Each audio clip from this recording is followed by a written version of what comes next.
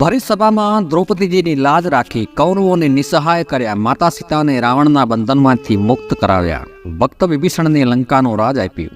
અનેક ભક્તો ભલે નરસિંહ મહેતા હોય કે મીરાબાઈ હોય, પ્રહલાદ હોય કે ધ્રુવ, મુસીબતોનો પથ્થર હોય કે પહાડ, ઈશ્વરે હંમેશા દુનિયાને બતાવ્યું છે કે જ્યાં તેની કૃપા દ્રષ્ટિ છે ત્યાં કોઈ મુસીબતો કામ નથી કરતી. એટલે તો કહેવાયું છે કે જેને રામ રાખે તેને કોણ ચાખે. સુંદર પંક્તિઓ છે. રસ્તો અધકચરો ને માયા જાજી, તેમાં પણ તારી દયાની સાચી. દુકાળમાં અધિક માસ જેવી જિંદગીને હેરા ફેરી, એક સાંધોને તેર તૂટે એવી ઉપાધિઓની વેરાવેરી. શ્રદ્ધાના દીપમાં બોળેલી મારા વિશ્વાસની હેલી, પ્રગટે તારા પ્રકાશે એવી આસ મેં સેવેલી. સૌનું યોગક્ષેમ વહન કરનાર હજાર હાથવાળો ઈશ્વર છે. જન્મ અને મરણ માણસના હાથની વાત નથી. જ્યાં સુધી પરમાત્માની મહેરબાની છે, માણસ ગમે તેવી ગાતોમાંથી પણ ઉગરી જાય છે. એટલે જ મોટા મોટા ડૉક્ટરો પણ એમના કન્સલ્ટિંગ રૂમમાં એક બોર્ડ લટકાવે છે, આઈ give treatment, only God heals એ પર્સન. મતલબ હું તો ફક્ત સારવાર આપું છું, માણસને સાજો તો ઈશ્વર કરે છે. એટલે આજના વિડીયો થકી હું 2-3 નાના પ્રસંગો આપની સમક્ષ રજૂ કરું. વિડીયોના છેલ્લા અંત સુધી જોડાઈ રહેજો. એક મોટા વડમાં એક હોલા અને હોલીએ માળો બનાવેલો. તેમાં હોલો, હોલી અને તેમના બચ્ચાઓ રહેતા હતા. હોલો, હોલી રોજ વારાફરતી બહાર જઈ આવે અને પોતાના બચ્ચા માટે કંઈક ચણ લઈ આવે. આમ તેઓ ભેળા મળી અને આનંદથી જીવન નિર્વાહ કરતા હતા. એવામાં એક દિવસ હોલો, હોલી ડાળ પર બેઠા છે અને તેમના બચ્ચા માળામાં બેઠેલા છે. અને એક પારધી, એક શિકારી ત્યાંથી નીકળ્યો અને આખા દિવસમાં શિકાર એને મળ્યો નથી. અને એની દ્રષ્ટિ ઉપર ઝાડની ડાળી ઉપર બેઠેલા હોલા અને હોલી ઉપર પડી. ત્યારે હોલાએ માળાની બહાર નજર કરીને જોયું તો નીચે શિકારી હાથમાં ધનુષ બાણ લઈને બરાબર આમ હોલા હોલી પર નિશાન તાકીને ઊભેલો છે. હોલાએ આમ ઊંચે જોયું તો એક ચક્રોબાજ પક્ષી આંટા મારી રહ્યો છે. હોલા હોલીને બચ્ચાને મારી નાખવા ઘાત લગાવીને ઝાડની ઉપર આંટા મારી રહ્યો છે. ઉપર અને નીચે બંને બાજુ મોત, ઉપર કાળ ને નીચે પણ કાળ. હવે જાઉં ક્યાં? હોલો હોલી આ જોઈને એક વખત તો ખૂબ જ ગભરાઈ ગયા. હવે શું થાય? મૃત્યુ નિશ્ચિત ને સાવ નજીક હતું. પણ એમાં હોલીને ઉપાય સૂજ્યો. હોલીએ હોલાને કહ્યું કે જો રક્ષણ કરનાર તો ભગવાન છે, આપણે તેમનું ભજન કરીએ, પરમાત્માના નામની ધૂન કરીએ. અને એમણે તો માળામાં બેઠા બેઠા ધૂન ચાલુ કરી કે હે સૃષ્ટિના સર્જનહાર, હે બ્રહ્માંડના અધિપતિ, કાં બચાવજે ને કાં મારજે, હવે મારે તોય તું અને જીવાડે તોય તું. દર્શક મિત્રો, જેને હારી રાખે તેને કોણ ચાખે. મનમાં ભગવાન પ્રત્યે સાચી શ્રદ્ધા હોય, વિશ્વાસ હોય તો ભગવાન જરૂર દયા કરે. ને થયું એવું જ. ભગવાન હોલા હોલીની મદદે આવ્યા. વડના થડમાં નીચે એક ઝેરી સર્પનો દર હતો અને દરમાંથી સર્પ નીકળ્યો અને નિશાન તાકીને ઊભેલા શિકારીના પગે ડંસ માર્યો. એટલે શિકારી પડ્યો હેઠો, પણ તેના હાથમાંથી તીર છટક્યું અને ગયું ઉપર. ઉપર ઉડતા બાજને વીંધી નાખ્યો એટલે બાજ પણ નીચે પડ્યો. આમ બંને મારનાર પોતે જ મરી ગયા અને મરનાર બચી ગયા.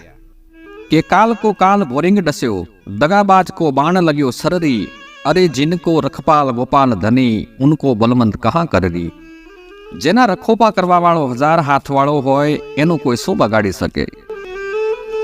ભક્ત પ્રહલાદને નાનપણથી 2 ઋષિઓ ભણાવતા હતા. ઋષિઓને હિરણ્યકંશે બોલાવ્યા અને ઋષિઓને પૂછ્યું કે મારો દીકરો શું ભણે છે. પણ ઋષિઓ ધ્રુજવા માંડ્યા હો. ઋષિઓએ કહ્યું કે મહારાજ આપ જાતે જ પૂછી લો ને. પ્રહલાદને પૂછ્યું કે તું શું ભણે છે. ત્યારે પ્રહલાદે કહ્યું કે પિતાજી, મને તો મારા નાથ શ્રી હરિવિષ્ણુના નામના જાપની કકો બારાક્ષરી વિના કંઈ પણ આવડતું નથી.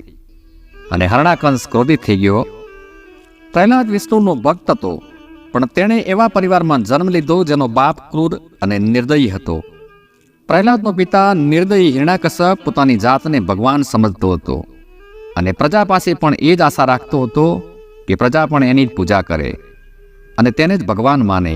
જે કોઈ આવું ના કરતા તેમને મારી નાખવામાં આવતા અથવા તો જેલમાં કેદ કરી દેવામાં આવતા. જ્યારે હિરણ્યકશ્યપનો પુત્ર પ્રહલાદ વિષ્ણુ ભક્ત નીકળ્યો તો પહેલા તો તેને ખૂબ ધમકાવ્યો, તેની પર અનેક દબાણો કર્યા કે તે વિષ્ણુની ભક્તિ છોડી અને હિરણ્યકશ્યપની પૂજા કરે.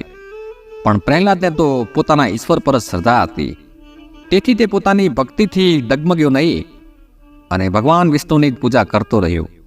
આખો દિવસ ભગવાનની ભક્તિમાં ડૂબેલો રહેતો. બધા પ્રયત્નો કર્યા પછી પણ જ્યારે પ્રહલાદ ન માન્યો તો હિરણ્યકશ્યપે પોતાની બહેન હોલિકા જેને ભગવાન શિવ તરફથી વરદાનમાં એક સાલ મળી હતી, જે ઉડવાથી ગમે તેવી વિકરાળ આગ પણ એને બાળી ન શકે. હોલિકાને એવું અગ્નિમાં ન બળવાનું વરદાન હતું. હિરણ્યકશ્યપે તેને બોલાવીને પ્રહલાદને મારવાની એક યોજના બનાવી. નિર્દયી રાજા હિરણ્યકશ્યપે પોતાના પુત્રને મારવા હાટુ એના માણસોને આદેશ આપ્યો કે ઘણી બધી લાકડીઓ ભેગી કરો અને તેમાં આગ ચાપો. માણસોએ તો લાકડીઓ લાવી ખડકીને આગ ચાપી દીધી. જ્યારે બધી લાકડીઓ તીવ્ર વેગથી બળવા લાગી ત્યારે હિરણ્યકશ્યપે પોતાની બહેનને આદેશ આપ્યો કે તે પ્રહલાદને લઈ અને સળગતી લાકડીઓ વચ્ચે જઈને બેસી જા. અને હોલિકાએ એવું જ કર્યું. પરંતુ પ્રહલાદે તો મનમાં ભગવાનનું સ્મરણ કર્યું અને એક પવનની લહેરકી આવી અને હોલિકા ઉપરથી વરદાનરૂપી સાલ ઊંડી અને પ્રહલાદને ઓઢાઈ ગઈ. પ્રહલાદ બચી ગયો, પરંતુ હોલિકા વરદાન પ્રાપ્ત હોવા છતાં બળી અને રાખ થઈ ગઈ. ત્યારથી પ્રહલાદની ભક્તિ અને અસુરી રાક્ષસી હોલિકાની સ્મૃતિમાં આ તહેવારને મનાવતા આવી રહ્યા છીએ. પછી પણ પ્રહલાદને મારવા બીજા અનેક પ્રયાસો કર્યા, પણ પ્રહલાદ મર્યો નહીં. કોકે કીધું કે એક કામ કરો મહારાજ, કે શું? કે આને એક એવી નાની ઓરડીમાં પૂરી દો અને એને પાણી કે ભોજન ના આપતા. અન્ન પાણી વિનાનો એનો દેહ ક્યાં સુધી ટકશે? પ્રહલાદને નાની એવી ઓરડીમાં બંધ કરી અને 12 તાળા આપવામાં આવ્યા. પહેરેદારો ખુલ્લે ખડકે ચોકી કરે છે અને એમાં માણસોએ જઈ અને હિરણ્યાકશને કીધું કે મહારાજ, એને તો કોક જમાડતું હોય એવું લાગે છે, અંદરથી ભોજનની સુગંધ આવે છે. દોડીને ગયા, ઓરડીના તાળા તોડ્યા, દરવાજો ખુલ્યો તો પ્રહલાદ ભોજનના થાળ ઉપર બેઠો બેઠો જમે છે અને ભગવતી લક્ષ્મીજી છે જે એને વીંઝળો ઢોળે છે. હિરણ્યકશ્યપ કે એના માણસોને લક્ષ્મીજી તો નજરે ન આવ્યા, પણ પ્રહલાદને જમતો જોયો અને જાળ વ્યાપી ગઈ. ઓ ભાઈ નાલાયક, આ ઓરડીમાં તને જમવાનું કોણ આપે છે? અને પ્રહલાદ દાંત કાઢવા માંડ્યો. પ્રહલાદ ખડ ખડ ખડ હસવા માંડ્યો. હિરણ્યકશ્યપે કીધું, અરે નાલાયક, હું તને કંઈક પૂછું છું ને તું હસે છે? તો પ્રહલાદે હસવાનું બંધ કરી અને બોલ્યો કે પિતાજી, મને તમારી મૂર્ખતા પર હસવું આવે છે. કારણ કે 9 મહિના સુધી મારી માની ઉદરમાં મુઠ્ઠી જેટલી જગ્યામાં બ્રહ્માંડના નાથે મારું પોષણ કર્યું હોય તો આવડી મોટી ઓરડીમાં મને ભૂખ્યો રહેવા દે? પિતાજી, તમને વિશ્વાસ નથી, તમને ભરોવો નથી, પણ મને વિશ્વાસ છે, શ્રદ્ધા છે. જેણે ભક્તિમાં પોતાના જીવનને ભગવાન આગળ સમર્પિત કરી દીધું હોય ત્યાં ભગવાનને આવતા વાર નથી લાગતી. પ્રહલાદને પૂછવામાં આવ્યું કે પ્રહલાદ, તું એમ કહે છે ને કે મારો ભગવાન કણકણમાં છે, તો આ લોઢાનો સ્તંભ છે, આ સ્તંભમાં છે તારો ભગવાન? અને હા, તો આ થાંભલાને બાથ ભર. આખો સ્તંભ આગથી તપાવી અને ઊભો કરવામાં આવ્યો છે. હિરણ્યકશ્યપે આદેશ કર્યો કે પ્રહલાદ, ભર બાત, હું પણ જોઉં છું તારો ભગવાન ક્યાં છે. પણ પ્રહલાદ 2 ડગલા પાછો હટી ગયો. ઉપર બેઠેલો બ્રહ્માંડનો અધિપતિ વાટ જોઈને બેઠો છે કે પ્રહલાદ હા પાડે એટલી જ વાર. પણ પ્રહલાદ 2 ડગલા પાછળ હટી ગયો. આગથી તપાવીને લાલચોળ થાંભલાને બાથ કઈ રીતે ભરવી? પણ ઉપર બેઠા એ સૃષ્ટિના સર્જકને એમ થયું કે જો આજ મારો ભગત ડરી જાય તો દુનિયામાં મારા નામનો કોઈ ભરોસો નહીં કરે. એટલે લોખંડના સ્તંભ ઉપર કીડીઓની હાર ચડાવી ભગવાને. એ કીડીઓની હાર હિરણ્યકશ્યપ કે એના માણસોને કે સભામાં બેઠેલા કોઈને પણ દેખાણે નહીં, પરંતુ પ્રહલાદને દેખાણે.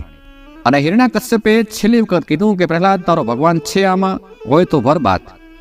અને પ્રહલાદે થાંભલાને બાથ ભરી અને જેવી પ્રહલાદે બાથ ભરી એમ કહેવાય છે કે સ્તંભ ફાટ્યો અને વૈશાખ મહિનાના શુક્લ પક્ષની 14ના દિવસે બરાબર સંધ્યાના ટાણે ભગવાન પ્રગટ થયા થાંભલામાંથી. હિરણ્યકશ્યપે પ્રભુ ભગવાન પાસેથી વરદાન પ્રાપ્ત કરેલ હતું કે મારું મૃત્યુ લોટે નહીં, લાકડે નહીં, દિવસે નહીં, રાત્રે નહીં, સવારે નહીં, સાંજે નહીં, લીલે નહીં, સૂકે નહીં, પશુથી નહીં, માણસથી નહીં, નરથી નહીં, નારીથી નહીં, ઘરમાં નહીં કે બહાર નહીં. પણ પ્રહલાદને બચાવવા માટે આજે ભગવાન થાંભલામાંથી પ્રગટ થયા. અડધું માણાનું અને અડધું સિંહનું રૂપ લઈને પ્રગટ થયા છે. નર અને સિંહના રૂપમાં પ્રગટ થયેલા ભગવાનને જોયા અને હિરણ્યકશ્યપ ભયભીત થઈ ગયો. 2 ડગલા પાછળ ખસ્યો હશે ત્યાં નરસિંહ રૂપી ભગવાને એને પકડી લીધો અને હિરણ્યકશ્યપને પકડીને ઉંબરાની અડધો બહાર ને અડધો અંદર સોડાવીને પોતાના ખોળામાં લીધો અને કહ્યું કે હે હિરણ્યકશ્યપ, જોઈ લે દિવસ છે કે રાત છે? તો કે પ્રભુ, દિવસે નથી ને રાતે નથી. હવે મારા શસ્ત્ર રૂપી હાથ આમું જોઈ લે, લોઢું છે કે લાકડું છે? તો કે પ્રભુ, લોઢોય નથી ને લાકડું નથી. કે હવે મારા શરીરની સામું જોઈ લે, હું માણસ છું કે પશુ છું? કે પ્રભુ, માણસે નથી અને પશુય નથી. હજી મારી સામું નજર કરીને જોઈ લે કે હું નર છું કે નારી છું. તો કે પ્રભુ તમે નરે નથી ને નારીએ નથી. તઈ ભગવાને હિરણ્યકશ્યપને કીધું કે તારા જેવા કંઈક અસુરોનો સંહાર કરવા, મારા ભક્તોને બચાવવા હાટું હું યુગે યુગેથી આવું છું. યદા યદા હિ ધર્મસ્ય ગ્લાનિર્ભવતિ ભારત અભ્યુત્થાનમ ધર્મસ્ય ધર્મ સંસ્થાપનાય સંભવામી યુગે યુગે. હિરણ્યકશ્યપને ભગવાને જેમ કાળીંગો ચીરે એમ પેટમાંથી ચીરી અને હિરણ્યકશ્યપનો વધ કર્યો હતો. સાંજનો સમય છે. જંગલ કાળા વાદળોથી ઘેરાયેલું છે.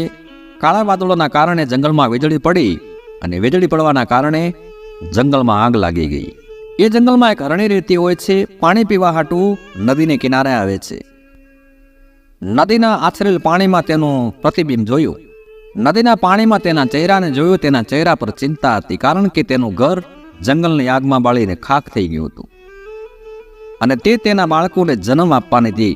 હરણી ગર્ભવતી હતી. પ્રસૂતિની પીડા પણ ઉપડી હતી અને તેને ચિંતા થવા લાગી. હરણીએ વિચાર્યું હતું કે તેણે આ નદીના કિનારે કોઈ સારી જગ્યાએ તેના બાળકોને જન્મ આપશે. પણ બન્યું એવું કે અચાનક હિરણીને નદીના કાંઠે જાળીમાંથી થોડોક અવાજ સંભળાયો.